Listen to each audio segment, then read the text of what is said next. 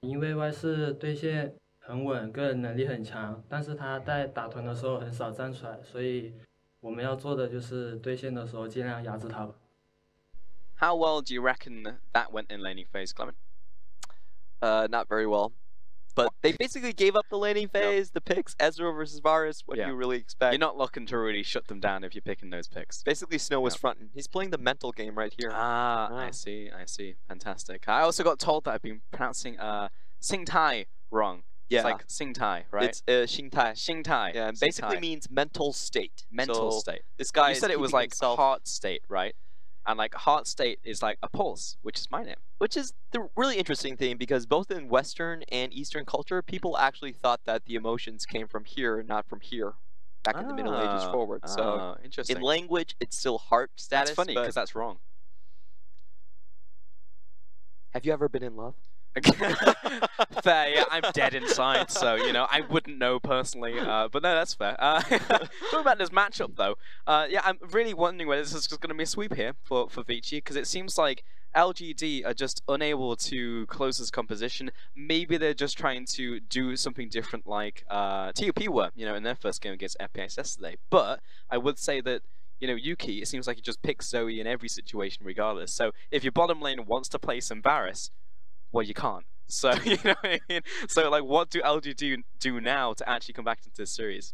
Well, I feel like they could set up for less risky plays, but they're looking for a lot of times is actually just trying to outcatch people while they're actually running a poke composition. That's essentially what their composition does. And we've never seen in that game where they actually pull a poke off.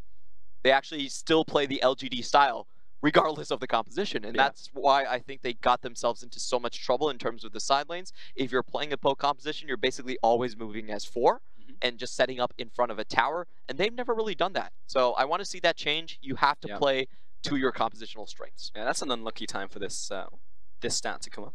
Hey, but they're lose game well. 1, but reminder, folks, you know, they're actually doing well on their win rate. Yeah, they won game 1. So they actually are doing very well in the past month. 4th highest win rate in the league. The only guys above them are Rogue Warriors, JD Gaming, and Invictus Gaming. So they're in that same club with them for the past month. Yeah, for some reason in my mind, Clement, I was just like, Vici won game 1. Wait, no, that didn't happen. No. LGD won game 1. You're a Vici fan at heart. Yeah, well, I think in my head it's just like it wasn't meant to be, and then they won anyway. So yes, the composition worked in the end, but it probably shouldn't have done. Yep, a win is a win is a win. Doesn't matter like how you get for it. And LGD right now, they are looking at a potential playoff run. They're only 1 game behind Suning Gaming, and we do have Suning versus LGD in next Tuesday's matches. Make sure we get that one on camera. So if you want to see the potential playoff decider, you can tune into the Chinese broadcast. Unfortunately, we're not going to be on that day. No, we will not. Though I do feel you, PYL, because the pollen count is exceptionally high currently in Shanghai. Oh, is that for allergies? Yes. So I was absolutely destroyed yesterday. So if you saw me just screaming from the face on desk with Raz, that's because I was. And then today, it's a little bit better because it's raining in Shanghai, but it's still pretty bad. So definitely feel your PYL, and for every allergy sufferer out there, remain strong. And remain inside, because outside is currently not great for us, but there you go. What a fantastic Yuki-san, looks like a mustache. Yeah, it does. It is a Hangzhou Arena, home court of the LGD. They do have the best chairs and a full stadium, like you pointed out. Yeah. Do they have the best chairs? I mean, I know that massage chairs. They have better chairs than we're sitting on right now. We're sitting on stools. Can we get some massage chairs? I wouldn't mind casting. Do you think that the casters in the LGD venue sit on massage chairs? I don't think so. No. They probably have stools. I'll text Chang Mao and see if that's the case. Oh, that's This appears to be a mouse. Looks like they're trying to check the macro settings or something. Looks like a Razer mouse actually, and Naga, if I'm not mistaken. Obviously, every pro player has their own preference towards peripherals. A lot of our teams actually do have peripheral sponsors as well, and you can go to each arena and buy those customized keyboards and mouses. Really? I saw them at WE, their main sponsor, iRocks. Really puts out some good keyboards. You can get them in the red and black color at their arena in Xi'an. Do you have the URL where I can go find them, Clement? We can go to Xi'an together. We can get. That's not a URL at all, but okay. Fantastic. You know, I think it would be hilarious if they only had, because in the chairs they spell LGD. Yeah. If only the LGD with the massage chairs, so you made people want to sit in those seats. So on like a day where not many people came in, you would just have people sitting in an LGD formation. You know what I mean? Marketing, that's cool. Folks. But there you go. That's how you kind do of it. waste of space, isn't it? What do you mean? I mean, if you made the chairs, well, you didn't have to be bigger necessarily, right? You just make them only the functional ones in those places. okay. They also, fun fact, they the first time they installed them, they misspelled LGD. So What did they had spell to, it as? I think it was like GLD or something. So they had to take out the chairs and then put them back in again. Yep. That would be very awkward. But these stadiums, they do take a long time to build. They That's why really we do. Reminder, often folks, we some, have 6 stadiums here in the LPL. Yeah, we do. 6 stadiums. In your other regions, you only have 1, maybe 2. So we have Beijing, Hangzhou, Xi'an. Chengdu, Chongqing, Shanghai. That's 5. Xi'an. Oh yeah, you're right. That is 6. That's 6. I always forget about 5 plus WE. 1 makes 6. Yeah. Oh. How could you even forget that when you just came back from Xi'an the other day? You were there. Okay, the Xi'an for me, I'm gonna remedy this. Basically, Xi'an for me, I felt like the vibe is the best out of our outer stadiums. Well, Do you A, see that it's big huge, drum? and B, there's a drum. Yeah. So the place it's in, it's actually in a massive government-run national theater. Oh, really? Yeah. So the acoustics are great. Yeah. They have a great big stadium, and they can have 1,000 people in this venue at the same Yeah. time. So the Wow. roars, the cheers are definitely deafening, and they have the big drum where they have this person like bam, bam, bam, bam, bam. Yep. That was actually a very bad impression of a drum, but That's the sound that a drum makes. It's thanks. pretty accurate. Yeah, It was really hype. just for folks at home, I believe we're just looking at peripheral issue. We just saw right there that was a problem with a mouse, so you know, it's back to us for a second. So I don't mind talking about Xi'an. I'm actually really interested. I haven't been to Xi'an, so And if you look at Beijing, they have a completely different feel. Like Xi'an, they have the wall behind it. It's an LED wall, and they can change it. And they have like cool bricks and stuff like that. It really feels like I've an never seen ancient them city. change it though. I've only ever seen them use the battlements. in Yeah, Xi'an. the battlements Yeah. are really cool. And then you go to Beijing, and it's a cage match. They have the wire fence between the two teams. I've and seen a it's- lot of players walk into those actually. Yeah. I remember, because reminded folks that when people go to the away stadiums, obviously they play there every day. So if you put like an obstacle course in front of the players, then the enemy team might injure themselves before they go on stage. So that's for anyone else who is building your stadiums right now. Just think about how you want to maybe mess with the people coming into your stadium. It's probably intentional. Yeah, I think so. Because Snake has isn't that best just the obstacle. height where people will just hit their head on the railings as they come in? I watched it happen to like at least 3 people now. You know, as For they're walking Beijing onto the Stadium, stage. right? Yeah. But that's I believe 750 Now capacity. you say that, Yeah. there's actually no one over 6 feet on RNG.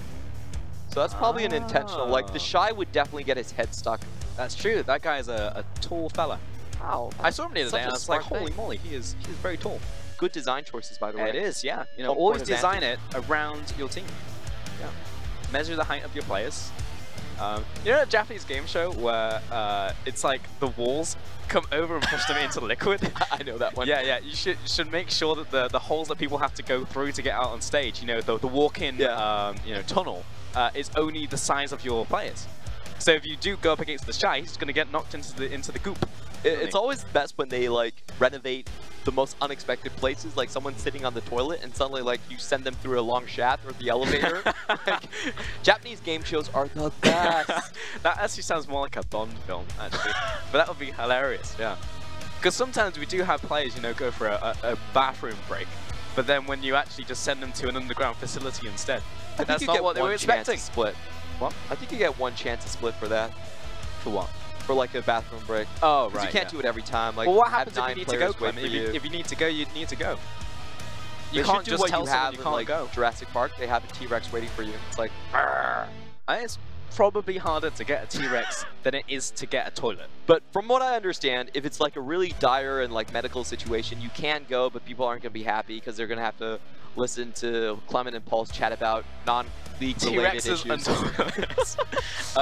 Yeah, this is where Clement and Pulse go. So we do have an update for you. It is indeed, as we suspected, and you probably suspected at home too, a peripheral issue. I'm And actually I believe surprised it was it's that coming mouse, from LGD's side. because it's their arena, and they should probably just have like 10 million mices behind them. Yeah, I mean, they sell them. That's not the plural of mouse, by the way, mices. It's mice. And Yeah, but, there we can that see the seems two to be the Korean duos are talking to each other. Hey, yeah, makes sense. I believe before you get into ban pick, it's it's okay. You can. Oh talk. yeah, no, it's free game. Yep. Yeah. I believe if the enemy team pauses for like a peripheral issue, you can talk as well. Oh, wow. And then in prolonged pauses, you can then just talk. But you can't talk if you're the team that has a peripheral issue. Or maybe not peripheral issues, but if there's like an in-game bug or something, or if you pause for some miscellaneous reason. But again, at the end of the day, it's a referee decision. It's not clean cut. Referees might be just like, shut up, or they might be like, hey, it's fine. Because I know in like super prolonged pauses, they'll have to talk. I understand that the referees are very concerned about technical pauses where someone just tries to, kick their computer, take it offline. I mean, that used to be the old tech solution. I know that right now, Y4 is having some problem with his mouse, so I don't know if he can just kick it, and whether that will, make it better. Because back when they had the when I was 10i talking TV, about the kick it, you would just kind of like, kick the TV and it would work again. Is that in like amateur tournaments, people would try to get time to talk to their teammates, and they would kick their computer to take it offline and create a pause. Oh. So that was what I was talking about, that maybe if you're the team that has a peripheral issue, then you can't talk, but the other team can't. Right, they want to avoid like right. technical pauses. Yeah. Forced technical pauses Yeah. by you kicking your computer, yeah. Did you ever cast a lot of LANs back in your day? I remember that when I start stuff as an amateur cast, I used to be at a lot of different LAN events. Did you? I started on a major region. Damn.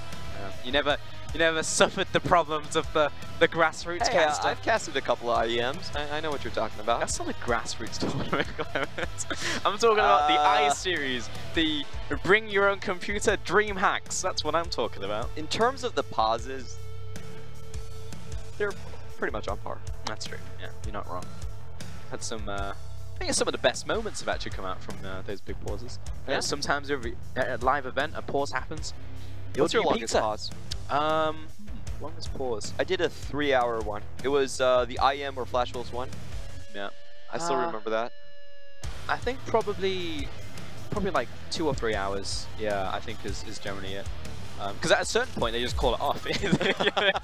Well, folks, See you tomorrow. It's 3 AM, so we should probably just go home. Alright, we've gotten into Champions League, we've made it. Thank you for sticking with us if you have, and you've heard Pulse and Clement go insane. Vici on the blue side, LGD on the red. We're going to be banning away the Varus and the Yasuo if you're Vici. On the opposite side, of course, taking away Tatilia and the Aatrox.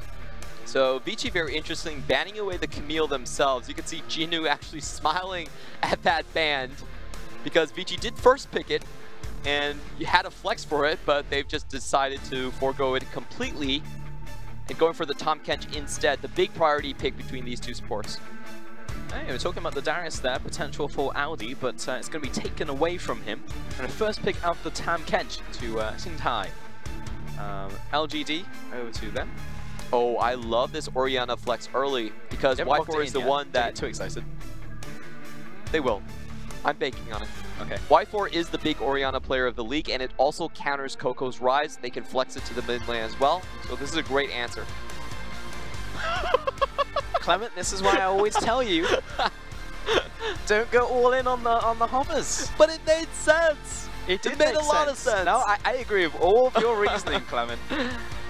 But being a play-by-play for 5 years has taught me never talk about something unless it's happened. You're right. Because now it will be a Zoe pickup, and currently hovering over support, which is locked in, which is Alistair. Here, I'll teach you something, Clement. What you do is you keep talking about something as if it might happen, but you don't commit to it until it actually gets locked in. So right there, it's like, there's a good chance it could be an Alistair pick, which has been locked in, because it was locked in while I was talking.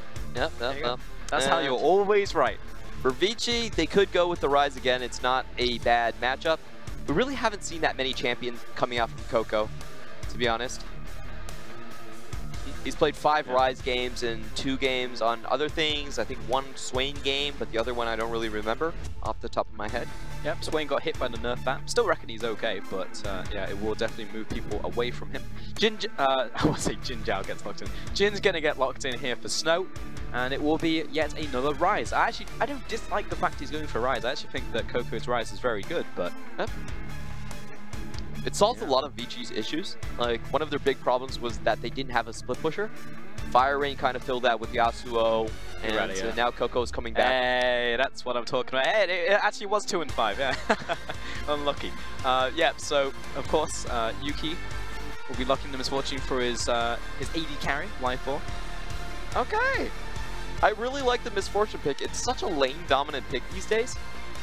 Mainly, we do see the lethality build as well with the Varus. And I feel like you can actually punish the lane quite hard against someone like Jin. Like, Jin's not going to have a very easy time evading most of the Qs you throw at him. Yeah, I know people go back and forth in this matchup. Some people say it's still like weighted towards Jin. I actually think it's, as you said, a good matchup for Misfortune, because you know where exactly Jin wants to stand? Yeah. Behind his caster minions. You know what Misfortune does? Kill you when you're behind your caster minions with double up. So I think that it's actually a pretty good matchup, all in all. Cannon is going to be a ban here towards LGD. Nidalee, again, obviously a Swift-specific ban. And Ornn will be the ban there against Aldi as well, predicting he'll go towards perhaps a tank pick. So we've seen Snow play the Jin, and it really doesn't fall off late game. That was the big surprise for me watching him play it. He actually topped over 1,000 AD just on that champion into the late game, had a very good laning phase against Uzi as well. So for Vici, they look like they're still setting up something close to the 1-3-1. They're going to have Coco on his side lane, and having a double dropship helps a lot as well. Oh yeah, 100%. I mean, I like to call it the catfish bus. I'm a big Ghibli fan myself. Oh, that's a Jarvan! Hello Jarvan, what brings you here? We've got ourselves a Misfortune and a Jarvan. This seems like a bit of a combination to me, Clement. It does seem like a wombo combo. Yeah. LGD are thinking about building the grave for Vici Gaming, and the Jarvan's pretty interesting because it still could be flexed towards the top side as well. We still have picks like Ragus and Sejuani up in the jungle. Nah, gonna be locking there for Aldi. And Nah has really come back into the... That was a hover over Vi. I was talking about Vi yesterday, actually, because I forgot she existed, along with Ramus. I wonder if Sing Tai watches the English broadcast. I know that Doinby said he does sometimes. Shoutouts to Doinby. Yeah, Doinby's the best. Yeah. Enjoy all of his interviews. Ooh. Yeah, this will be fun. And it will be Nocturne. So last time we saw Amy, of course, bring that up against Swift. I think that game-winning play there was definitely from Amy on the Nocturne. So Swift will take this one over to himself. It's a lot of dual lane control coming in from Vici. They can basically play between two lanes and have a lot of support between both of them with the triple globals and the range from Jin as well. It will be Swain in the end, so as you said, being touched a little bit on 8-14, but again, I don't think that's going to dissuade everybody from just moving away from completely. But we will have the bottom lane, Misfortune and Alistair. Top lane, in that case, will probably be a Swain. Yeah, it'll be Swain into Gnar, and the mid lane will be Zoe into the Rise. I really like the Swain into Gnar matchup. We've been seeing Zoom, of all people, having a very good matchup in that scenario. He's been playing a lot of the Grass of the Undying, Swain into the top lane. And early levels, Gnar doesn't have that much range. You can really tag him with the Never Move quite easily. Yeah, I fully agree. I actually think that Zoom is quickly becoming what I like to call the match man, because he's very good at matchups. I think that he's one of the strongest laning top laners that we have in the league. Definitely shown by the amount of times he just solo kills everybody. Yeah, no, definitely would look towards him if we're looking for matchup stuff. Also played Yorick once, so you know, of course I've got to be a backer of old Zoom in the top lane. I can see you definitely being a fan of someone that likes to go on the weird picks of the LPL. Yeah, absolutely. Seems like that chair is having a bad day. Let's give that some TLC. So I see LGD's composition as being somewhat of an artillery composition. They're very good at just sitting in front of your towers, punishing constantly with the Ras, and basically having that one-directional firepower coming out from Misfortune's ultimate as well. But for Vici, I really like what they've drafted. They have a more flexible comp in terms of map play. They can come at you from so many different directions. It's just a more diverse comp for me. They have a lot of good scaling with the Rise as well. It's just about, once again, I feel like they have to stay pretty close pre-6. Yep. That's going to be the big test for them. Nocturne, Gnar, they all have pretty bad matchups, to be honest. Yeah, I agree. I actually think I felt like this in the first game as well, actually, where it's just like LGD are quite one-dimensional, and Vici had more options, but then they fumbled it when you hit late game. So, possibility we could find ourselves a 2-0 here in Hangzhou. For now, though, and send it over to the grab.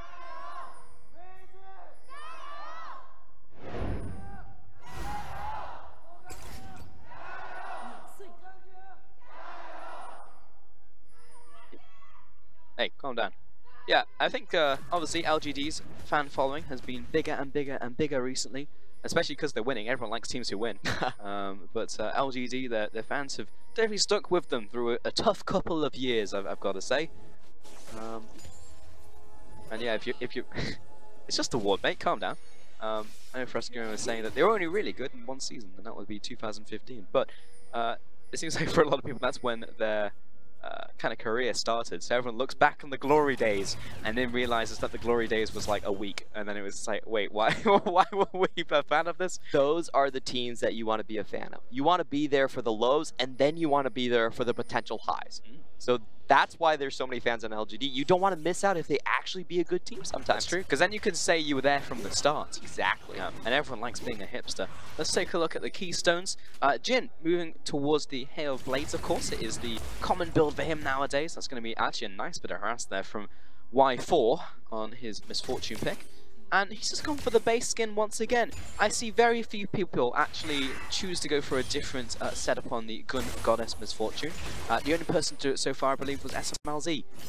He was using the Royal Guard or whatever, the one that shoots rockets. Oh, that's my you're favorite. talking about the Chromas?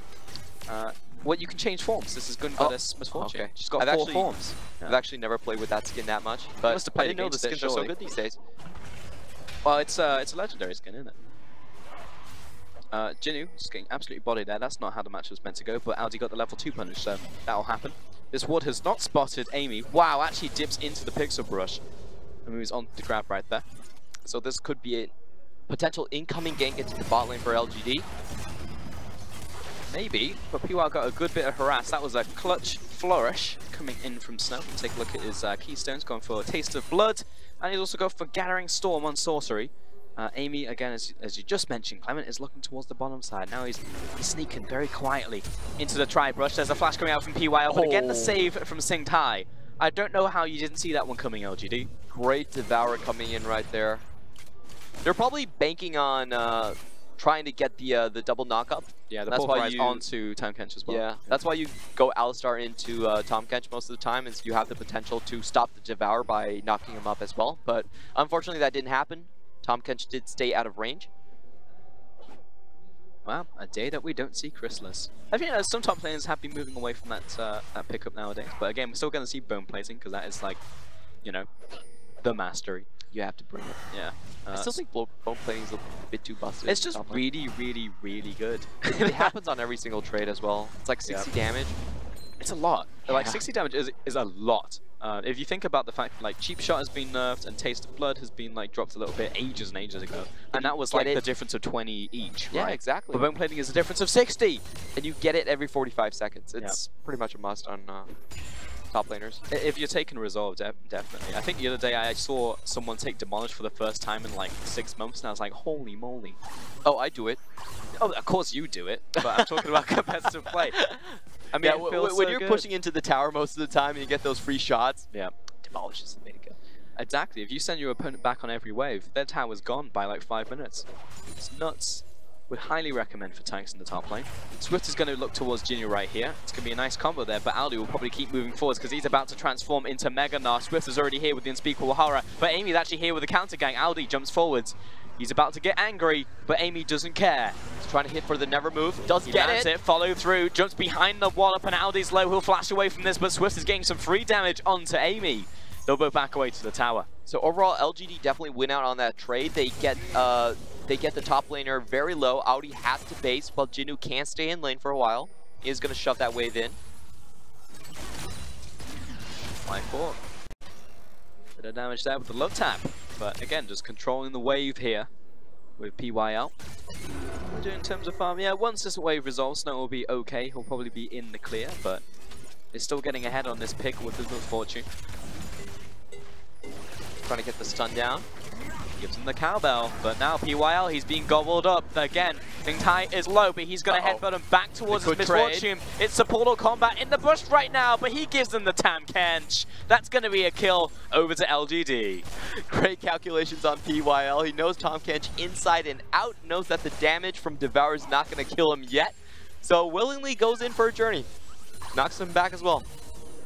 Fantastic stuff, and that's a 2 versus 2 kill down there. That's something that you don't see very often, especially when you're looking towards Y4 and PYL, but yeah, that was just him getting straight outplayed. First blood to LGD, and it went over to the Misfortune, didn't even go over to the Alistair. So this is absolutely huge, because that means goes back, picks up the Serrated Dirk, but also gets to pick up a health potion, some brown bags, and a longsword. She's definitely going a long way onto that lethality build. This laning phase is going to get much more difficult, and we can see the Jarvan already setting up. Of course, Jarvan with the level 6 is one of the kryptonites of your bot lanes that don't have any mobility. Yeah. It's a very easy gank for Jarvan to pull off. 100%. Yuki swings forwards, but he's looking towards the middle lane. Lands a knockup right there, and PYL, why are you ganking from the top side of mid? He'll get the kill. Yuki comes up big once again. Give him the thumbs up. PYL with the double emote plays. This is just the difference between PYL recently in this last month before compared to what he was like before. Yeah. It's just the coordination between his teammates has been much, much better. PYL 2.0. He is definitely a way different player than he used to be. And I like it. I like it a lot. And I think a lot of his plays have really been on this Alistair. And definitely prioritizes it when he can as well. So, big fan of it. His flanks are just on point every single time. Genu trading up in the top side. This is going to be a counter gank though coming in from Swift as he pushes forward, goes into the Ascension, but he's about to get brought back down to earth. That's going to be a kill to Aldi. Yep, he doesn't have the, hasn't hit 8 minutes yet when you want to go for those all-in plays. It's usually better to wait for a stopwatch. That way you can be sure that there's not going to be a counter gank coming in. Genu doesn't want to wait, goes in early, and pays with his life. You know, I seem to remember a certain co-caster of mine saying that this matchup should be pretty good for Swain. Yeah.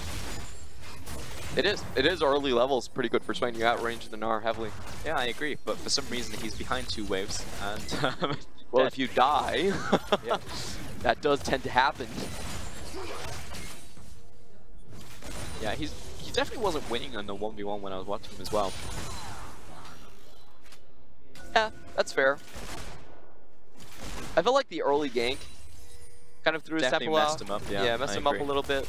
Like, the early gank means that you don't have that period of time where you're actually stronger in the matchup, and later when Gnar gets his range off through his passive. Yeah, I actually think a big part of it was a bit harder. Yeah, that, and also the fact that Amy was just not topside at all. Yeah. I don't think that Genu has ever seen the jungler in his life.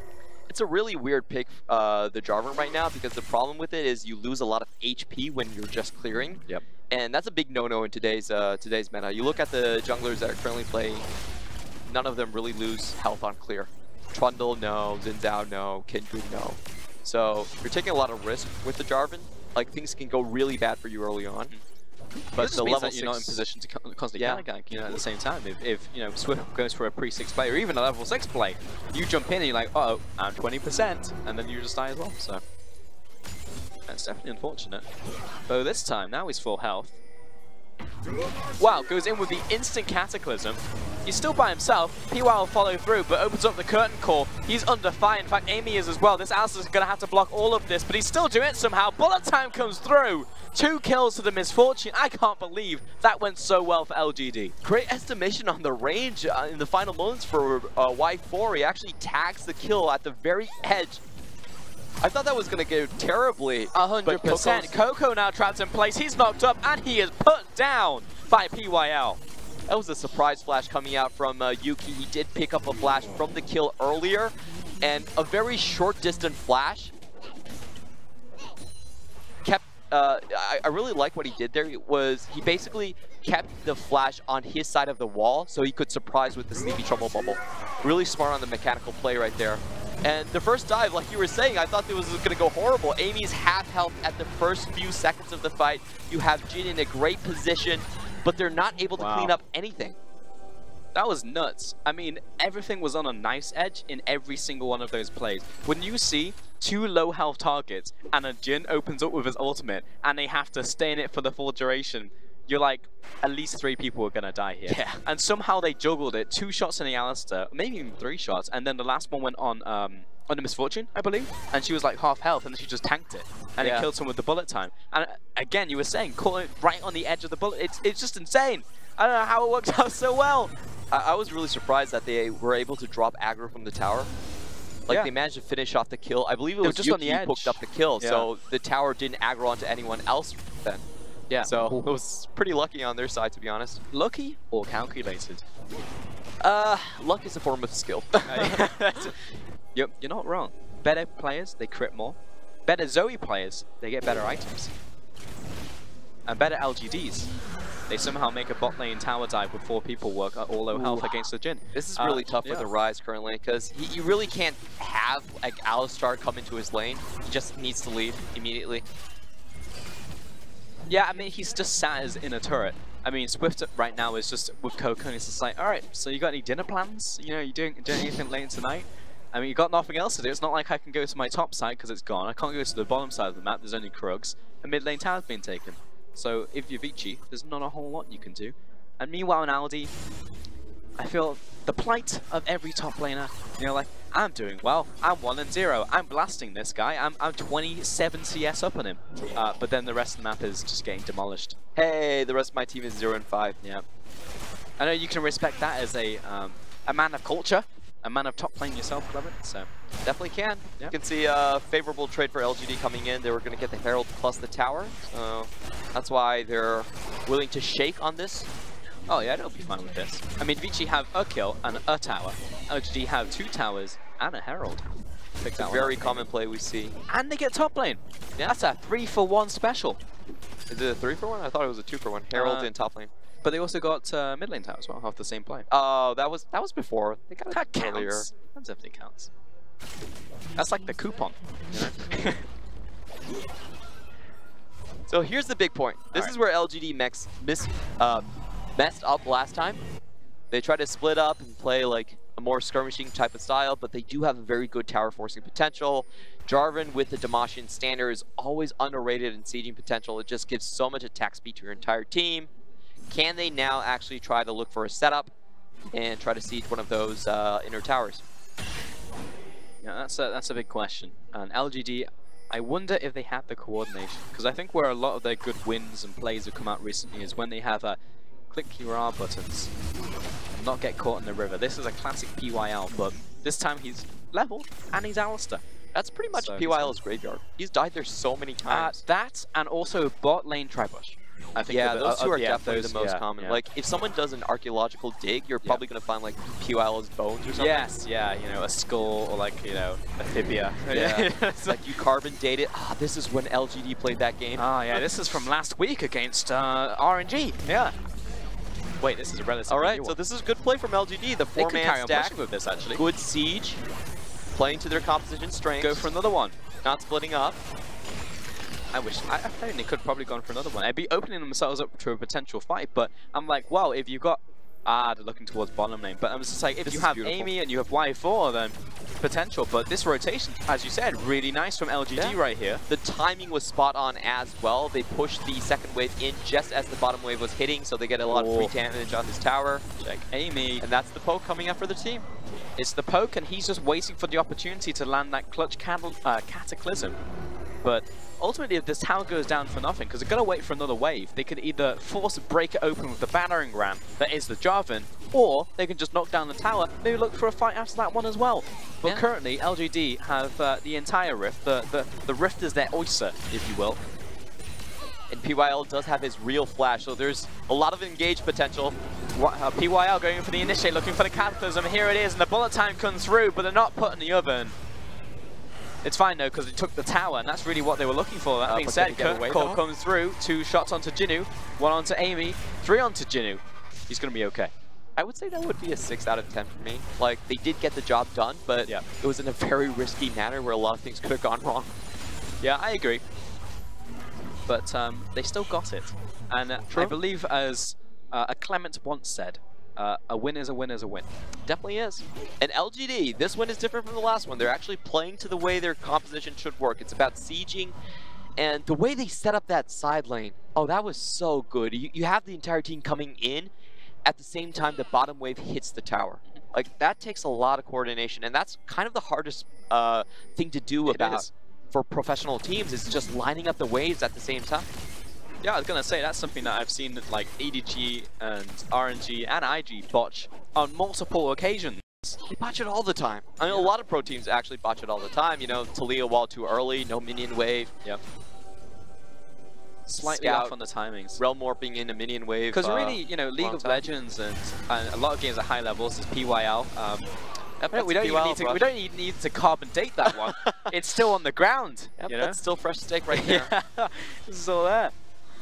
We're actually not kidding. That is the brush That's that the place. He dies That is the the place. Yeah. We have seen him die countless times in that exact position. Yeah, exactly. So he's just adding to the fossils currently there. But you know, a lot of games and video games at the highest level are a game of nanoseconds. We're going to call this one the Amy Brush. Oh, he didn't die there, so not quite. Doesn't count.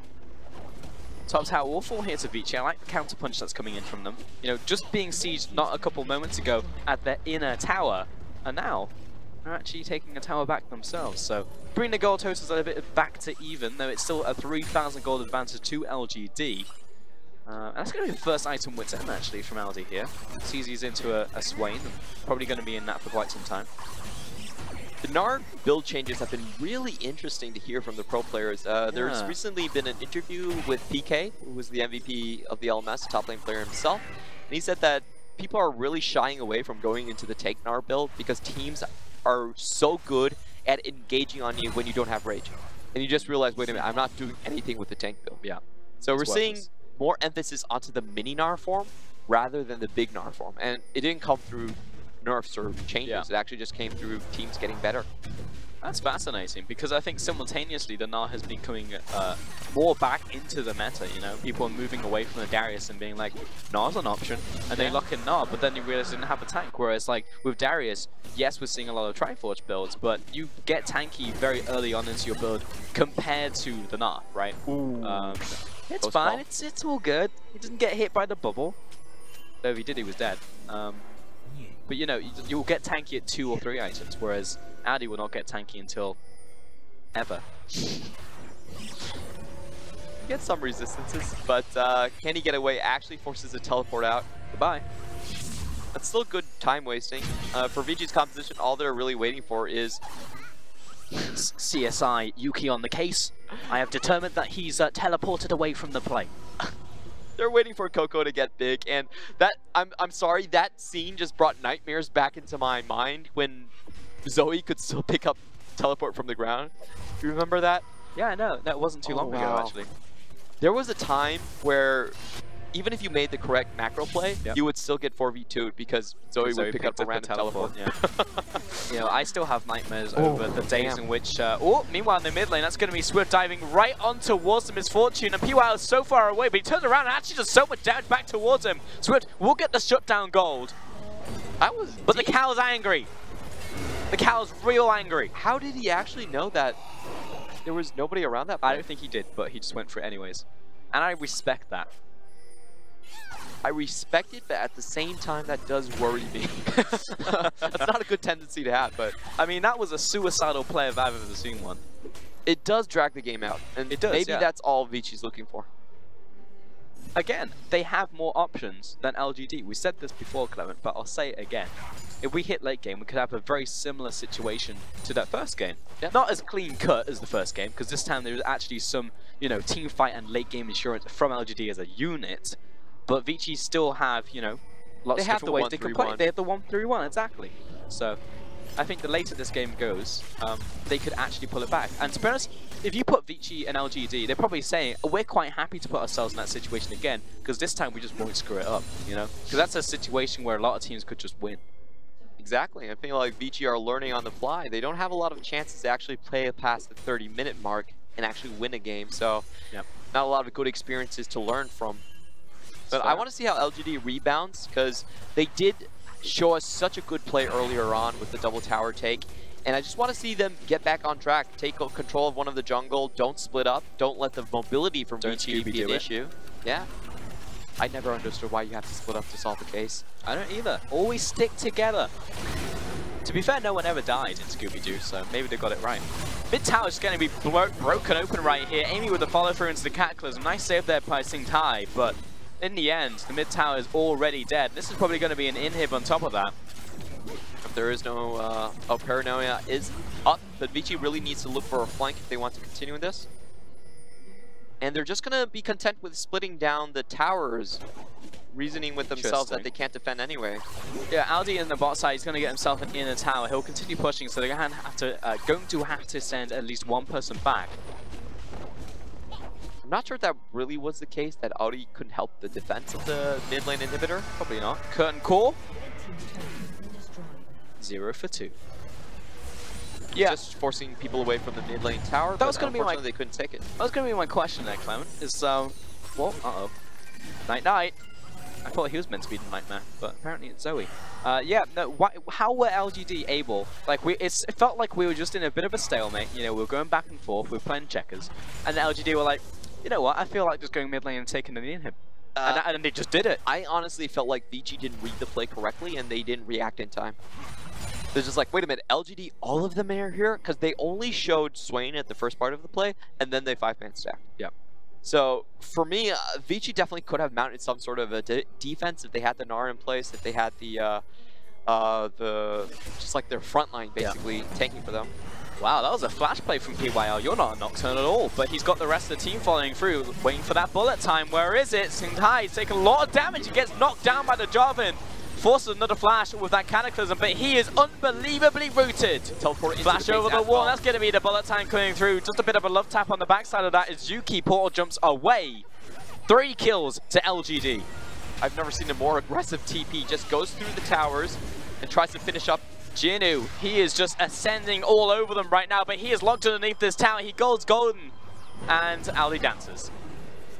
Yeah, that was kind of a questionable play.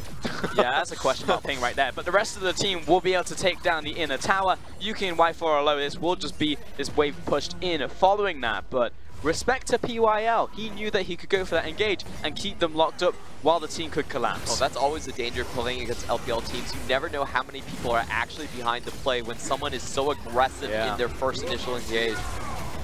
And to be fair to LGD, he had the right calculations. They had more people around this area. They were willing to fall in, and if you look at the Gnar on the map, he took a really long time to actually get into the fight. Yes, he did. And LGD, they were just decisive on the play once again. The first time they just rammed it down the mid lane. Vici couldn't defend. Once again, Aldi out of position. Oh, catch of the day. It's a catfish. Wonderful. We'll take one of those. Delicious. Turns into a nice casserole. I respect what Singtai is trying to do. He's trying to go on a warding mission. There's no one on his side. Yep. Unfortunate.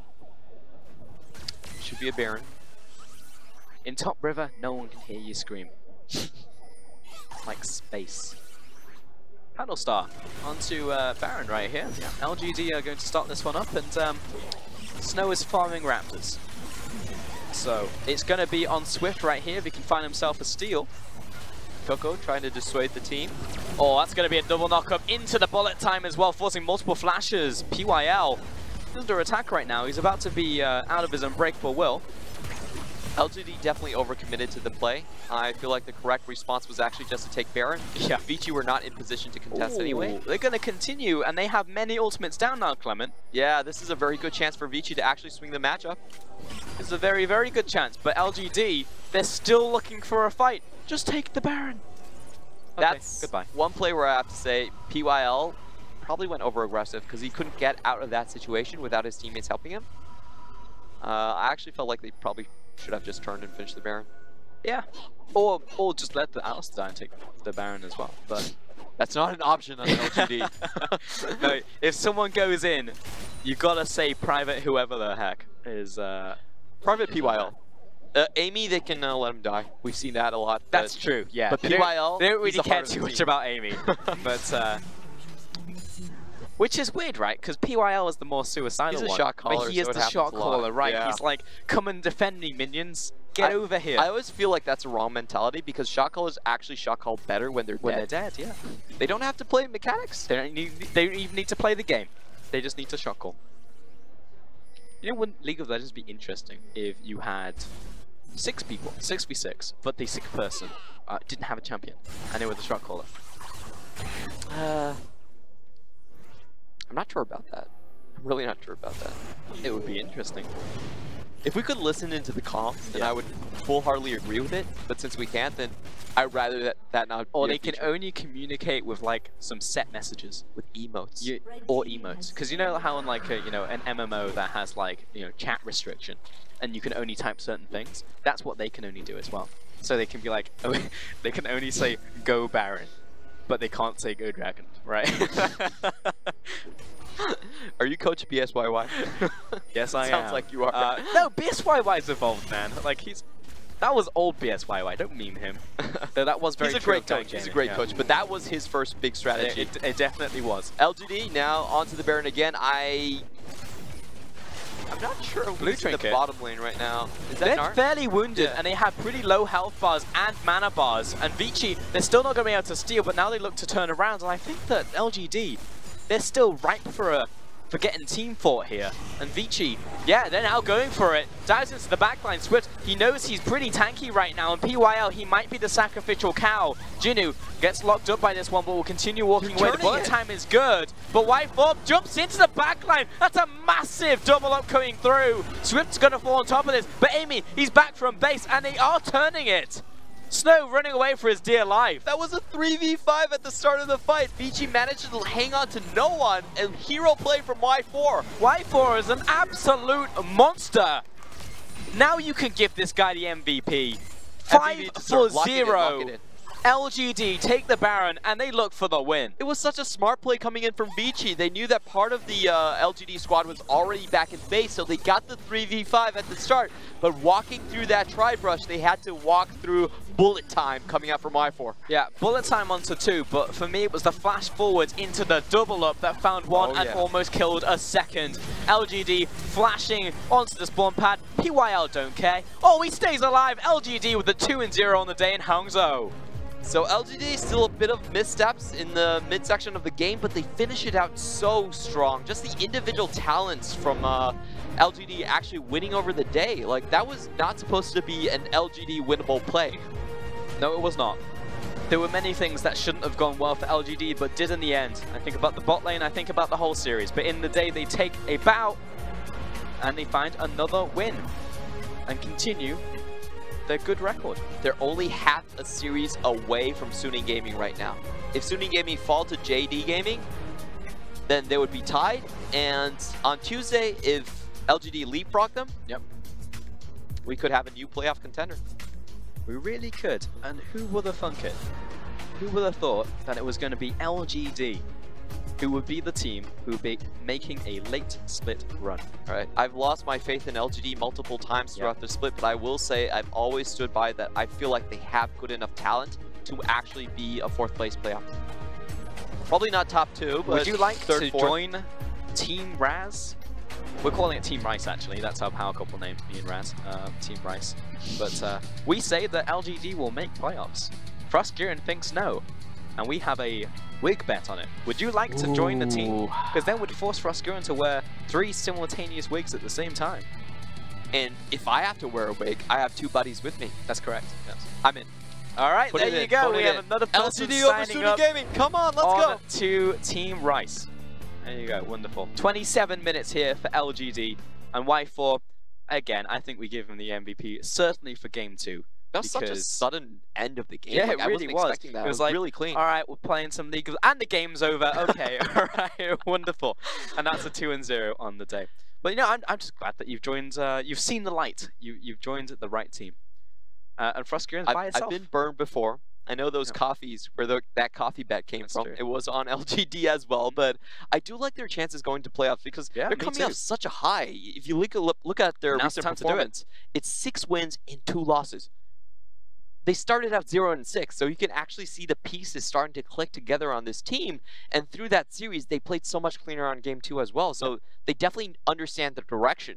My only worry for them is they still do lag very heavily in the diversity department, especially on who cares about diversity? As long as they can do one thing moderately well, that will get you the 4th spot.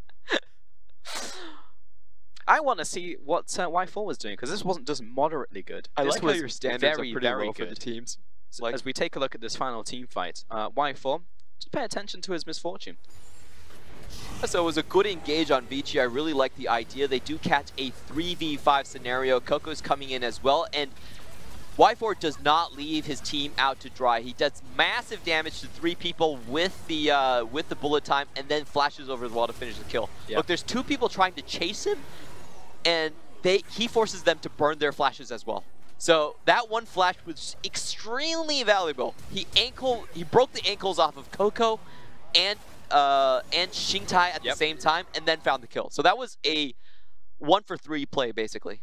Yeah. Amazing. Yeah, Y4, he's good. He's real good. And we've been saying this for a while, right? We said this at the very start of the set. It's like Y4, you know, you've got to praise this guy. Because since moving on to LGD at the very start, I think he was the shining light on the team, you know? If you're looking towards a single player to be like, this is the guy, then he's definitely the guy. You know, you look towards mid lane, yes, Yuki's definitely had an upward swing, but I think Y4 has been just constantly good. He's the main reason that LGD can now take team fights, because that was the biggest problem with LGD in the spring split. Yeah. Sure, they could skirmish, but they had no say whatsoever in the 5v5. They were very bottom of the pile type of 5v5 team, but this split with Y4, he's a very steady type of player. So I think they've been really shining above their caliber in a lot of senses, and he's also a trendsetter. He is, like the Orianna, the Victor in the bot lane, all star from Y4. And you'll be happy to know, folks, that he is our MVP. Nice. He is our man of the match. 2 in a row. 2 in a row. 38% of his team's damage, 140% damage, blowing up the bot lane, and I've never seen such a stern look on a rocker. Yeah. Well, that's the Chinese symbol for 4, right? Is it? I'm actually not sure. I'm not very good with hand signals, and I try to avoid throwing up hand signals when I don't know what they mean. Wait, but you do that all the time. I know what those mean. Oh, right, okay. But when it comes to numbers, because I'm pretty sure, like, this is 6, right? And then I'm pretty sure what he just did there was 4. You're making me angsty. You're meant to be the expert on this. They have different hand signals than they do in Taipei. Like, the numbers are actually different. I see. Yeah. That's interesting. What's 4 in Taipei, then? Right, wonderful. But again, definitely deserving of those 2 MVPs, Y4. You know, I think that he's just been a great member for the team. And you can see right there, he's just not only stable, but he's able to make the big plays. I think that's really what separates just like a consistent, stable player from just a really, really good one. And that's Snow what was he saying that he doesn't stand out. Well, he definitely stood up right there. And he buried the team. He 100% did. So, before we go on to our next series of the day, you may be waiting for that one. That's going to be casted by myself and Raz. We're going to be waiting 55 minutes. So once again, yesterday, you know, we had a bit of a break because honestly, that game just ended really quickly. So go away if you're in China right now. It's a little bit late. My watch is on this hand. Yeah. So you want to make sure that you get dinner. I know, have a snack, get some tea. Maybe you're in the UK. Do you like tea, Clement? I think that takes a little bit more than 55 minutes to do. What, to go drink away, tea? get dinner, have a snack. Really? Does it take that long to eat dinner for you? My God. Well, dinner is a big Well, event. if it takes that long for you, then at least get some food so you can have food for the next match. For now, though, we're going to take a short break. When we get back, we'll be here with our second series of the day. 相信这支年轻气盛的京东，相信过程。